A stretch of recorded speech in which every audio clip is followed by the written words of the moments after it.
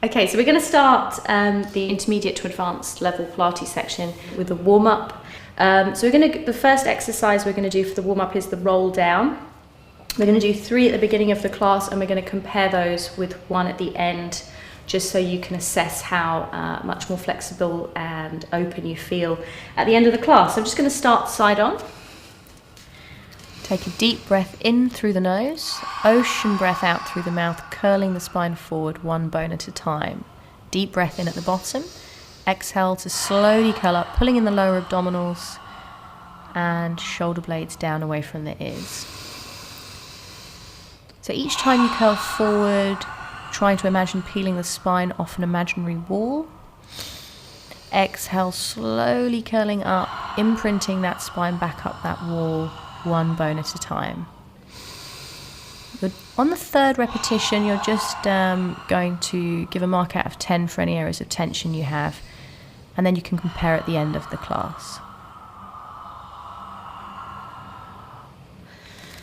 Okay, and the next stretch we're going to do are a series of arm swings just to open up the upper back and mobilise the shoulder joints and encourage good upper back posture for the rest of the session today. So we're going to start with our feet again in that hip distance apart stance, and the arm's going to be out in front. Left hand is palm down, right hand is palm up. Deep breath in, and then deep exhalations to take the arms back. So you want to be breathing out to take the arms back behind. So it's a very short breath in through the nose and a deep sigh through the mouth, closing the rib cage as the arms go back. So you're trying to encourage the core to work on the exhalation. And the second variation is just to open the front of the shoulder, and again just encourage good upper back posture. For this exercise, you need to make sure that the shoulders don't hike up towards the ears and that the palms stay upright. So if the palm starts to come forward as your arms go back, it means you've taken the hands too far. Again, keep closing the rib cage to take the arms back.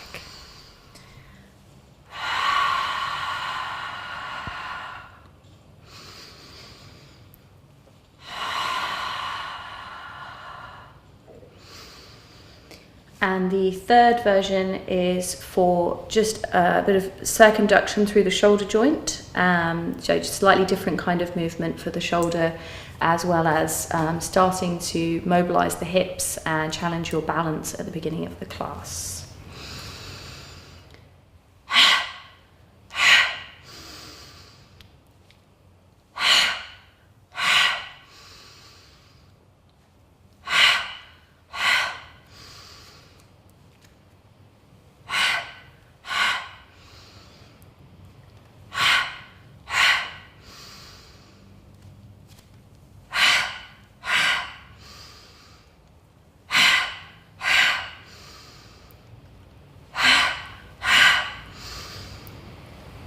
And we're just going to move down to the mat for one final movement as part of the beginner's warm-up section. Okay, so we're going to do the partial roll back just to mobilise the lower portion of the spine and just bring your awareness into your deep lower abdominal area before we begin the main section. And I prefer to use a pad just between the knees. You could use a small cushion or a thick towel rolled up.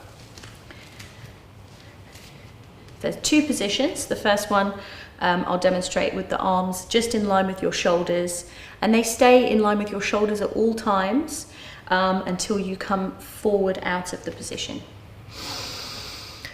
Exhale to sink and curl back, looking into the groin, staying where the back stays round. Deep breath in. Exhale to contract the spine forward and slowly roll up. Lengthening through the crown of the head, so we're going to tuck under so that posterior tilt of the pelvis, pubic bone forward. Hold it there, open the hand 6 inches, curling forward, 1 bone at a time. As you curl back, we're trying to focus on keeping the lower lumbar area in flexion. The hands come forward and down on the last repetition. So we're just doing 3. Exhale, slowly drawing the hands forward and up. And the second variation is more for challenging your upper back posture and working higher up into the abdominals in your rectus abdominis and your external obliques in the front section. The arms are folded one over the other like a genie or a Cossack. Exhale to sink, tuck, roll back, look into the groin where the lower back is round. Draw the arms back as far as you comfortably can. So what we're looking for here is to maintain the lumbar flexion when the arms go above the head. So squeeze the core from the sides at this point, and then slowly flexing the spine to curl forward again. When we flex, we're using the lower abdominal muscles and the pelvic floor. And then when we extend and draw the arms up, we're pulling in the muscles at the side of the abdomen. And we're holding this one for 3 counts. Last one, shoulders down, nice and relaxed, and then slowly curling up. So we're going to start the intermediate to advanced level Pilates section with an exercise I call the side lying teaser. And I'm going to use the edge of the mat again just to line up my back, and you may possibly need a head cushion for this one, so just have one nearby in case you need that. So we're just coming into a side lying position. Your hand should be in line with your bottom shoulder and your back is in line with the edge of the mat. So some people prefer to have a pad between the knees here. I'm not going to have one. And the arm is going to be reaching up roughly in line with the toes, which are about 45 degrees in front of your hips. The top hip is leaning back slightly, and you're just going to turn the toes and knees to the ceiling as you lift up onto the elbow or the wrist for the harder option.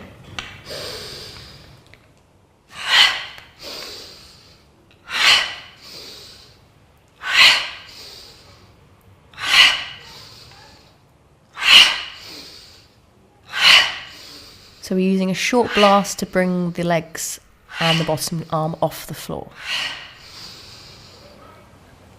And ready to change over onto the other side.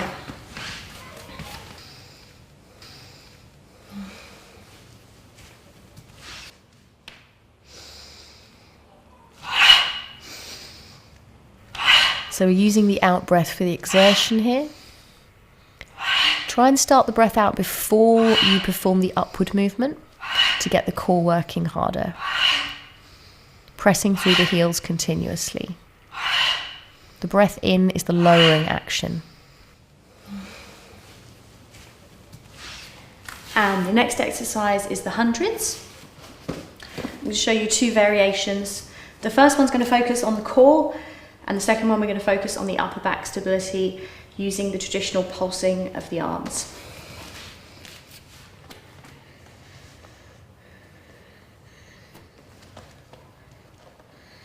I'm just going to use the technique here to stretch out the lower back. So we're just going to come into a bridge, stretch the back away from you along the floor.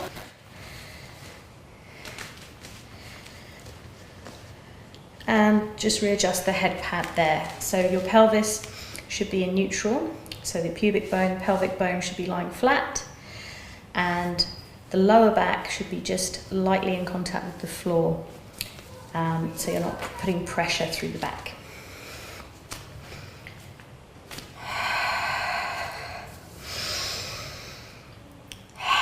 Exhale to contract the head and shoulders forward off the floor, so the abdominals are scooped. The arms are roughly in line with the shoulders. And you can have the legs either in a parallel position, turned out, or even turned in to reduce strain on the hips.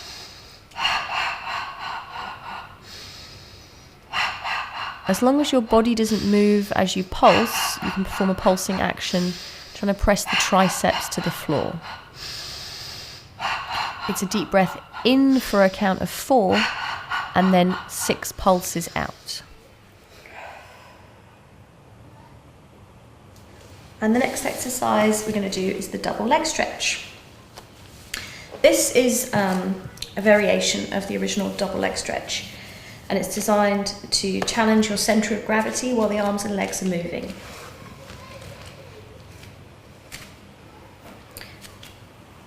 This is, I call this frog position. So the heels are always higher than the knees so that your back doesn't pull off the floor.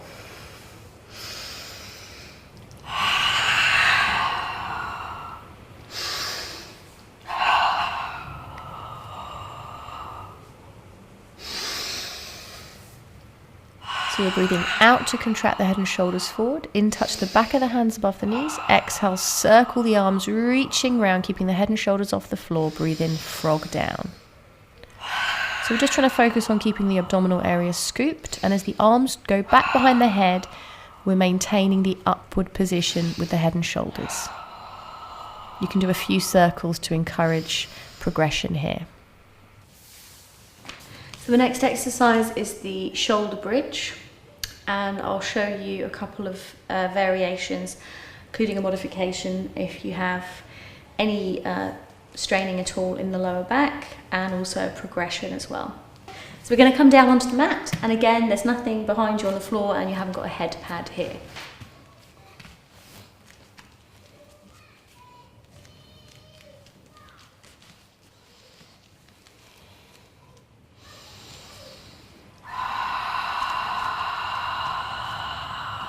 So slowly peeling the spine off the floor. And you're bending and extending one leg in the air, lowering the heel towards the floor. You can take the elbows and hands off the floor just to encourage a little bit more challenge in the upper back stability. And we're also using the hands to check that the hips don't drop, which usually happens on one side as we lift and lower the leg. You can adapt and modify the exercise by just resting very lightly on fists under the buttock area if you find that's too much extension in the back, or if you're rocking from side to side.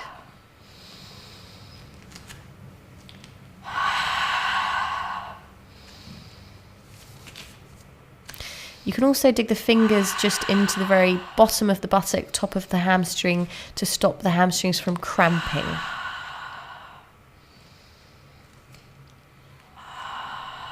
And then slowly roll the hips down to finish and hug the knees into the chest.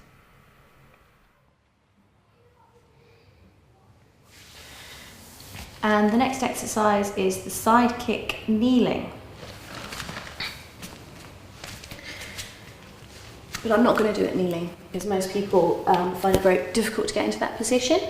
So you're actually going to do like a forearm plank position and use that for your side kick kneeling today.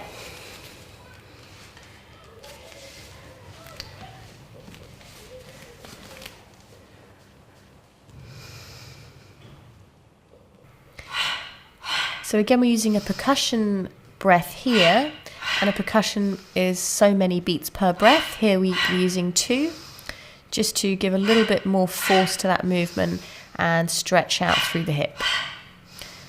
You're going to feel the back of the leg, the back of the hip engage as the leg goes back behind, and you're going to squeeze the core continuously.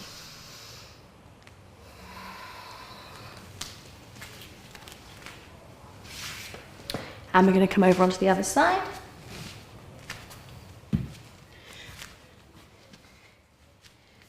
Pull the bottom rib away from the floor, because that has a tendency to sort of sag towards the floor here, because you need to keep those oblique muscles nice and tight. Stretch through the top of the hip as the leg goes back. And you can just provide extra challenge by placing the hand behind the head.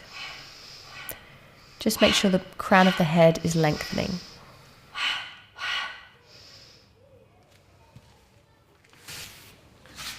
And just coming up into just a very easy side bend.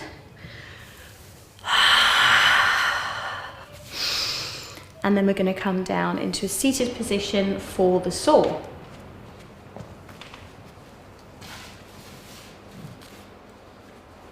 So you're actually going to have your feet mat distance apart.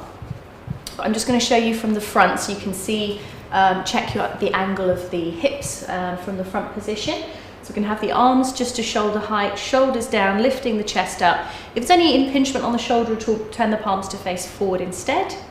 And what you're doing is you're rotating and then extending forward. And we're doing this without lifting the hip off the floor. So I'm just going to actually demonstrate from the side for you.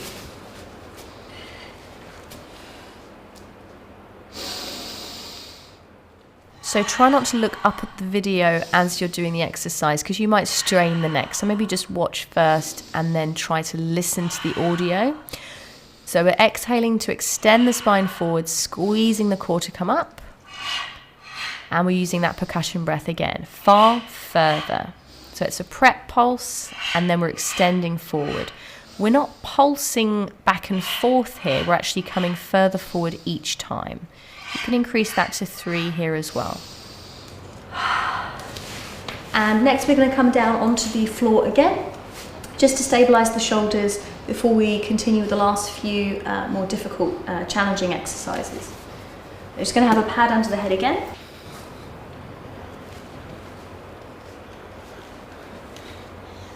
And stretch the back down the mat. So there's no gaps at all, hips are level, nice and flush with the pubic bone and the pelvis, collarbones wide. And you're just going to have your feet comfortably apart, arms up to the ceiling. And we're just going to do an open windows exercise next, just to stabilise the upper back. Breathe in to extend through the fingers, exhale, draw the elbows back. Inhale to turn the forearms and exhale, extend through the fingers. Squeeze the core to bring the arms up. Close the ribs. Shoulders down away from the ears.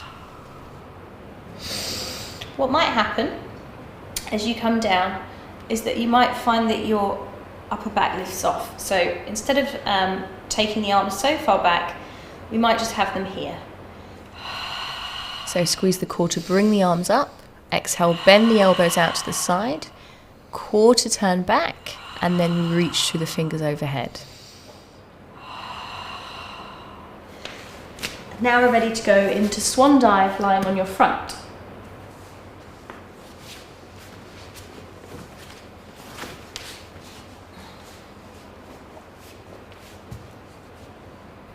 Shoulders down away from the ears, elbows roughly in line with the shoulders for a modification, or you can bring the elbows further down to make it a little bit harder. So because we're extending the spine here, we're breathing in to come up, exhale to raise the legs up behind. It's a rocking action, so it's a continuous flowing movement. Squeeze that core, try to extend through the fingers and legs in opposite directions, looking up in the direction you're aiming for. And back into baby pose from there.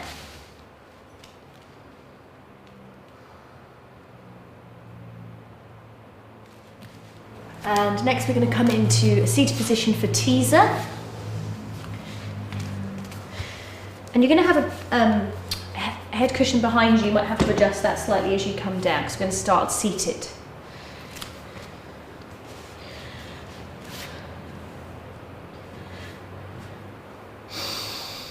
So exhale, sink, tuck, roll, slowly coming back towards the floor. You might have to adjust the head cushion. So exhale to press the spine gently into the mat and slowly curl up. So you are using your hip flexors here, but mainly we're trying to focus on the core.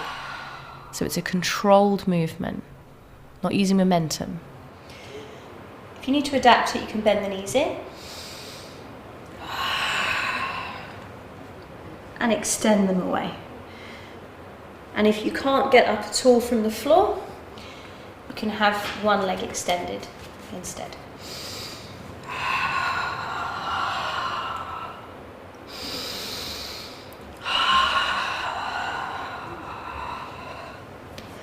Let's have one more.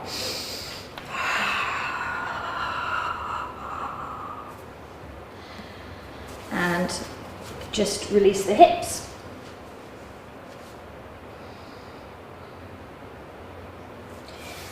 And then we're going to finish with leg pull front. So start in an all fours position. Pull the rib cage in tight, squeeze the core, extend one leg back at a time so that you don't stick your bottom in the air. So squeeze the core and extend through the leg that's lifting in the air, and you're pressing through the heel of the leg that's on the floor. Flex the foot to get the back of the leg working harder.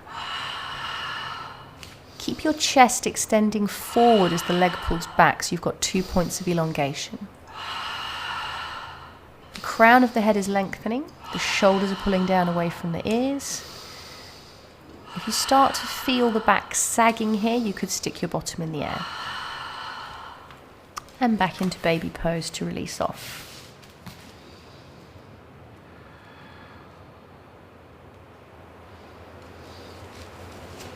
And let's just release the spine. Turn the fingers in towards each other. And keep pressing the hips back evenly. And it's just a rotation through the upper back, but don't force the movement. Try to relax the head, because often people try to almost crane the neck back, but what we're trying to do is just relax the neck and shoulders into the position. The chest is coming to the floor, the hips aren't pushing back here. And just release the chest as well.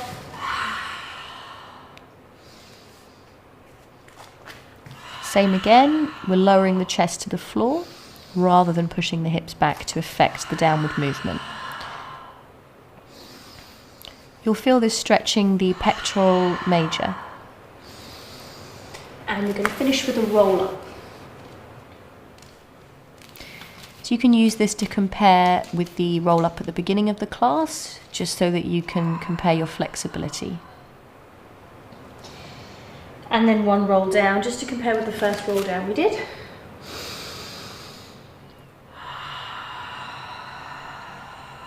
You can do this with the arms by your side if there's too much strain on the shoulder there.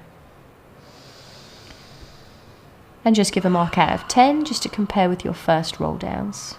The head comes up last. And finish there.